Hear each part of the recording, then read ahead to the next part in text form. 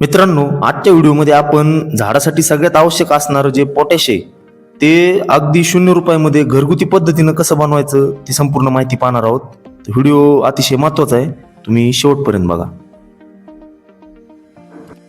राम राम शेतकरी मित्रांनो, स्वागत आहे कृषी मित्र आनंद या युट्यूब चॅनलवर. तर शेतकरी मित्रांनो, आपलं झिरो बजेट नैसर्गिक शेतीच्या व्हिडिओ सिरीजमध्ये आज आपण एक नवीन व्हिडिओ पाहणार आहोत. तर आजच्या व्हिडिओमध्ये आपण जे जैविक पोटॅश आहे ते आपण बनवणार आहोत. आता याला बनवायचं कसं, याचे काय फायदे, तर याला वापरण्याची पद्धत कोणत्या अवस्थेत वापरायचे आणि संपूर्ण जे वैज्ञानिक दृष्टिकोनातून माहिती आपण ती पाहणार आहोत. त्यासाठी व्हिडिओ खूप महत्त्वाचा आहे, तुम्ही एकदम शेवटपर्यंत बघा. आपण काय करू, व्हिडिओ लगेच सुरू करूयात. आता सर्वात महत्त्वाचं म्हणजे जैविक पोटॅश जे आहे ते कोणत्या कोणत्या माध्यमातून आपल्याला मिळू शकतं पहिल्यांदा ते थोडक्यात जाणून घेऊयात. तर तीन प्रकारे आपल्याला जैविक पोटॅश मिळू शकतं, आपल्याला निसर्गामध्ये उपलब्ध आहे. त्यातलं पहिलं जे माध्यम आहे ते म्हणजे आपलं जे बेलाचं झाड आहे त्याच्या फळापासून आपण जैविक पोटॅश बनवू शकतो. त्यानंतर जे दुसरं माध्यम आहे ते म्हणजे आपली जी राख असते, मग ती चुलीची असेल किंवा गवऱ्याची असेल, लाकडाची असेल, कोणतीही राख असू दे, त्यामध्ये बऱ्यापैकी पोटॅशची मात्रा जास्त असते, त्यापासून आपण मिळू शकतो. या दोन माध्यमातून पोटॅश कसं बनवायचं यावर येणाऱ्या ह्याच्यामध्ये आपण व्हिडिओ बनवणार आहोत. त्यासाठी तुम्ही चॅनलला आताच सबस्क्राईब करून ठेवा, जेणेकरून तुम्हाला तेही व्हिडिओ पाहायला मिळतील. आणि तिसरं महत्त्वाचं म्हणजे केळीची जी साल आहे त्यापासून आपण जैविक पोटॅश बनवणार आहोत. आता केळीच्या सालीमध्ये आणि केळीमध्ये भरपूर प्रमाणात पोटॅशियम असतं, आपल्याला माहिती आहे. तर आपण आता हे जे जैविक पोटॅश बनवायचं त्यासाठी साहित्य काय काय लागणार आहे, तर सर्वात आधी आपल्याला जर आता मला जास्त प्रमाणात बनवायचं आहे त्यामुळे मी थोडंसं जास्त साहित्य घेतलेलं आहे. आता 100 लिटरचं टब घेतलेला आहे, त्यामध्ये आपण 100 लिटर पाणी घेतलेलं आहे जवळपास. त्यानंतर आपल्याला लागणार आहे 2 किलो गुळ, नैसर्गिक गुळ आहे, या गुळाचं आपण पाणी करून घेणार आहोत. आणि त्याच्यानंतर तिसरं महत्त्वाचं साहित्य म्हणजे साली. आता केळीच्या ज्या साली सगळ्यात महत्त्वाचा प्रश्न म्हणजे आणायच्या कुठून. आता कालच जवळपास महाशिवरात्र झाली, त्या प्रसादामध्ये उपवासाच्या ज्याच्यात केळीची वाटप झालेली होती, तर जी साल आहे ती फेकूनच देत होतो आपण जनरली. अशा ठिकाणाहून आपण ही साल जमा करून आणलेली जवळपास 10 ते 15 किलो ही केळीची साल आहे आपल्याकडे. आता हे माझ्यासाठी बनवण्यासाठी हे जास्त प्रमाण घेतलेलं आहे. म्हणजे जनरली 10 लिटर जर पाणी घेतलं आपण तर 1 किलो जवळपास आपल्याला केळीची साल घ्यायची 10 लिटर पाण्याला, आणि जवळपास 200 ग्राम पर्यंत गुळ घ्यायचा आहे. आणि त्याच्यानंतर 200 ml आपल्याला गावरान गाईचं गोमूत्र एक घ्यायचंय. तर अशा पद्धतीने हे पूर्ण साहित्य. आता आपण काय करू, लगेच ही प्रक्रिया बनवायला सुरू करू. तर मित्रांनो, सगळ्यात पहिल्यांदा आपण जे गोमूत्र आहे आपलं जुनं, जेवढं गोमूत्र असेल तेवढं चांगलं गावरान गाईचं, ते गोमूत्र आपण सगळ्यात पहिल्यांदा टाकून घेतलंय. तुम्ही इथं बघू शकता 5 लिटर टाकले मी, 100 लिटर पाणी असल्यामुळं. आणि त्यानंतर जो गुळ आहे ते 2 किलो गुळाचं आपण व्यवस्थित फोडून पाणी करणार आहोत.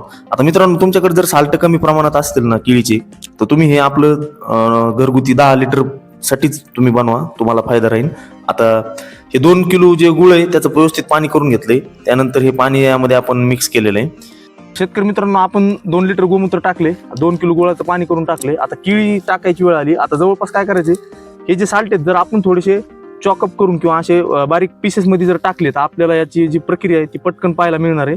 अशा पद्धतीने आपल्याला आता हे 10 ते 15 किलो केळीचे साल्टे टाकायचे. आता हे किती दिवस ठेवायचे काय हे सगळं सांगतो, त्यासाठी व्हिडिओ खूप महत्त्वाचा आहे, शेवटपर्यंत बघा. त्याच्यानंतर शेतकरी मित्रांनो, जे आपल्याकडे साल्टेत केळीचे ते व्यवस्थित पाण्यामध्ये टाकून घ्यायचे. तुम्ही बारीक तुकडे केले तर प्रक्रिया थोडी फास्ट होईल, जर नाही केले असेच टाकले, समजा वेळ नसेल, थोडं जास्त दिवस ठेवावं लागेल, एवढाच फरक होईल, बाकी काय नाही. तर शेतकरी मित्रांनो, आता आपण हे जे 10 ते 15 किलो आपल्याकडे केळीचे साल्टे उपलब्ध होते ते आपण याच्यामध्ये टाकलेले. तर आता याच्यामध्ये तुम्ही डायरेक्ट बी टाकले तरी काय प्रॉब्लेम नाही, फक्त बनण्यासाठी थोडा टाइम लागते. आता हे आपल्याला कंप्लीट झाडाखाली सावलीला हे 10 ते 12 दिवस ठेवायचे.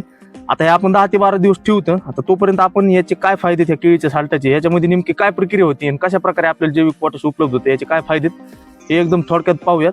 आणि 10 ते 12 दिवसानंतर हे कसं बनतंय हेही तुम्हाला दाखवणार आहे. त्यासाठी तर शेतकरी मित्रांनो, केळीच्या सालीचे मुख्य फायदे काय आहेत, तर सर्वात महत्त्वाचं पोटॅशचा सर्वात उत्तम स्रोत आहे. फुलधारणा, फळधारणा आणि दाणे भरण्यास मदत करतं. त्यानंतर रोगप्रतिकारक शक्ती वाढवतं, झाडे मजबूत होतात, रोगांचा प्रादुर्भाव कमी होतो, मातीची सुपीकता वाढवतं, सूक्ष्म अन्नद्रव्य कॅल्शियम, मॅग्नेशियम, फॉस्फरस पुरवतं झाडांना. त्यानंतर मायक्रोबियल ऍक्टिव्हिटी वाढवते, म्हणजे सूक्ष्मजीवांची जी हालचाल आहे ती वाढती, जमिनीत उपयुक्त जीवाणूंची वाढ होती. फुलझाडांसाठी विशेष फायदेशीर आहे. गुलाब, भाजीपाला, फळझाडे यांना अधिक फुले व चांगली गुणवत्ता मिळते. आपल्याला माहितीच आहे मित्रांनो, पोटॅश किती आवश्यक असतो झाडांना, तर इतके आपल्याला फायदे या केळीच्या सालीचे पाहायला मिळतात. मित्रांनो, त्याच्यानंतर याच्यात नेमकी प्रक्रिया काय होती 10-12 दिवसात. केळीच्या सालीत पोटॅश भरपूर असतो, साली कुजतात, त्यातील पोटॅश हळूहळू पाण्यात विरघळतो. त्यानंतर जो 2 किलो गुळ वापरलाय आपण, तो जीवाणूंसाठी अन्न बनतो. गुळामुळे सूक्ष्मजीव वेगाने वाढतात व किण्वन प्रक्रिया जलद होते.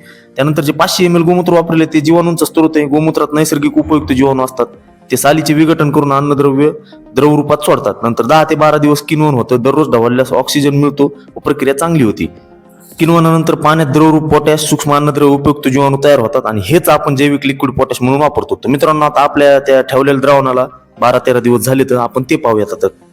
तर शेतकरी मित्रांनो, आपण जे जैविक पोटॅश बनवण्यासाठी ठेवलं होतं त्याला आता साधारण 2 आठवड्याचा कालावधी झालाय आणि आता आपलं हे पूर्णपणे बनलंय. आता हे बनलंय का नाही कसं ओळखायचं मी तुम्हाला सांगतो. याच्यामधून नाही का आपल्याला थोडी अल्कोहोलिक स्मेल म्हणजे आपले जे खोकल्याचं औषध असतं त्याच्यासारखा थोडासा वास येतो आणि तसा जर येत असेल तर हे आपलं बरोबर बनलंय. आणि जर एकदम दुर्गंधी किंवा एकदम घाण वास येत असेल तर ते तुम्ही व्यवस्थित हलवलं नाही मागच्या 10-12 दिवसात असं त्याचं स्पष्टपणे आपल्याला पाहायला मिळते.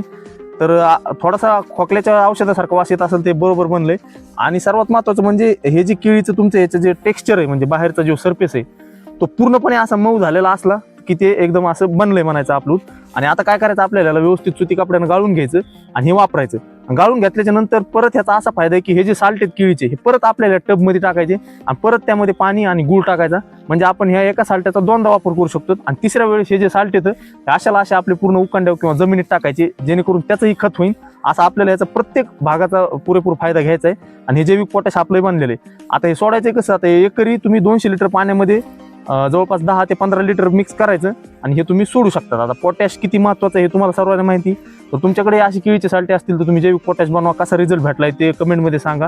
व्हिडिओ आवडला असेल तर व्हिडिओला लाईक आणि अशाच नवीन व्हिडिओसाठी आपल्या चॅनलला सबस्क्राईब करा. व्हिडिओ पाहिल्याबद्दल धन्यवाद.